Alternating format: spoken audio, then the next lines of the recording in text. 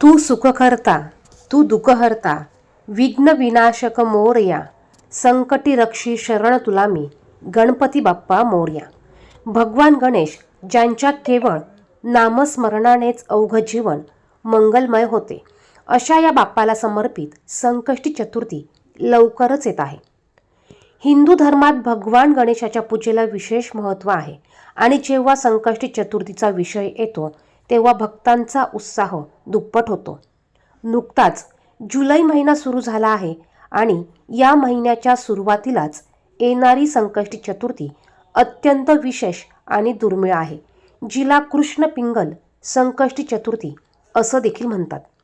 बघा, ही संकष्टी चतुर्थी 3 जुलै शुक्रवार या दिवशी साजरी केली जाणार आहे. 3 जुलै शुक्रवार संकष्टी चतुर्थीच्या दिवशी तुम्ही उपवास नाही केला तरी चालेल, परंतु मुलांसाठी तुम्हाला 11 लवंगाचा हा अत्यंत प्रभावी असा उपाय करायचा आहे. मुलं जर का ऐकत नसेल, हट्टीपणा करत असेल, शिक्षणात प्रगती होत नसेल, कामात यश प्राप्त होत नसेल, अडचणी भरपूर येत असतील किंवा कामातील व्यवसायातील अडथळे दूर होत नसतील, म्हणजेच काय थोडक्यात मुलांची अभ्यासात नोकरीत प्रगती होत नसेल, तर हा उपाय आपण मुलांसाठी करायचा आहे.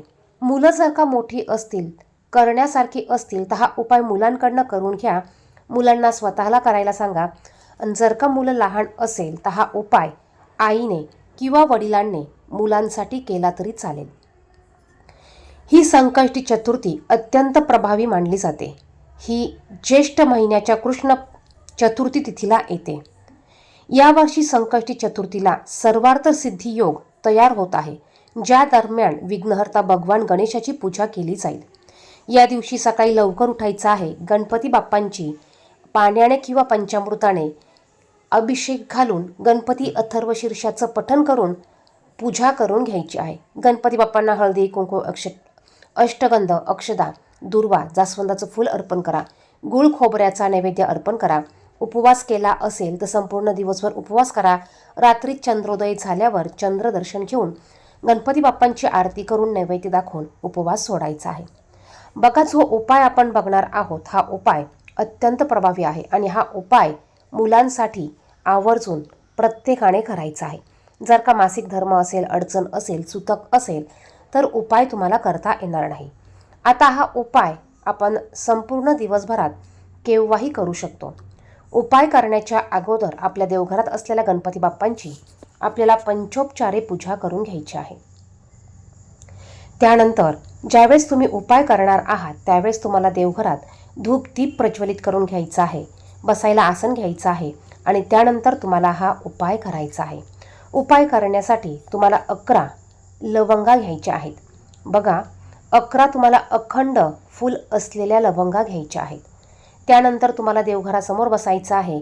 हातात या 11 लवंगा घ्यायच्या आहेत आणि तुम्हाला गणपती बाप्पांना नमस्कार करून, आपल्या देवांना नमस्कार करून, तुम्हाला मुलांची जी काही अडचण असेल, जी काही समस्या असेल, ज्यासाठी तुम्ही हा उपाय करत आहात ती समस्या सांगून तुम्हाला 11 वेळा गणपती अथर्वशीर्षाचं पठण करायचं आहे.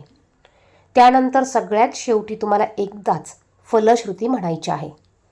आता ही सेवा झाल्यानंतर आपल्याला ह्या लवंगा एका डबीत ठेवायच्या आहे आणि 1 लवंग तुम्हाला तुमच्या मुलाला खायला द्यायची आहे.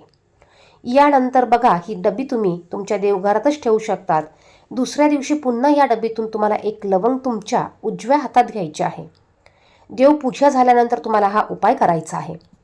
1 वेळा तुम्हाला गणपती अथर्वशीर्ष म्हणायचं आहे आणि ती लवंग पुन्हा तुमच्या मुलाला खाऊ घालायची आहे. असं तुम्हाला रोज 10 दिवस 10 लवंगा संपेपर्यंत गणपती अथर्वशीर्ष रोज 1 वेळा म्हणून ती लवंग मुलाला खायला द्यायची आहे. मुलगा जर का उपाय करण्याजोगता असेल, वाचता लिहिता येत असेल, तर हा उपाय तुम्ही मुलाला करायला सांगू शकतात. यामुळे मुलाच्या कामातील अडथळे दूर होतील, व्यवसायातील नोकरीतील अडचणी दूर होतील, अभ्यासात प्रगती होईल, शिक्षणात प्रगती होईल, म्हणजेच काय एकूण ज्या पण अडचणी असतील त्या अडचणी दूर होण्यास मदत होईल. या दिवशी गणपती बाप्पांना दुर्वा, लाल फुले आणि मोदक अर्पण करा. ओम गण गणपते नमः या मंत्राचा कमीत कमी 108 वेळा जप करा. मुलांना तुम्ही 108 वेळा ओम गण गणपते नमः हा मंत्र म्हणायला सांगू शकतात. त्याचप्रमाणे मुलांसाठी अत्यंत प्रभावी असा उपाय आपल्याला रात्री करायचा आहे आणि विशिष्ट वेळेतच करायचा आहे. तो उपाय कसा करायचा, अत्यंत प्रभावी असा मुलांसाठी करता येणारा तो उपाय आहे आणि तो उपाय फक्त तुम्हाला ह्या संकष्टी चतुर्थीलाच करता येणार आहे. तो उपाय पाहण्यासाठी आपल्या चॅनेलवर व्हिडिओ आलेला आहे. तो व्हिडिओ पाहून तुम्ही तो देखील उपाय तुमच्या मुलांसाठी आवर्जून करू शकतात. व्हिडिओ पाहायला आवडत असेल तर व्हिडिओला लाईक आणि शेअर करा. कमेंट बॉक्समध्ये ओम गण गणपते नमः नक्की लिहा. धन्यवाद. श्री स्वामी समर्थ.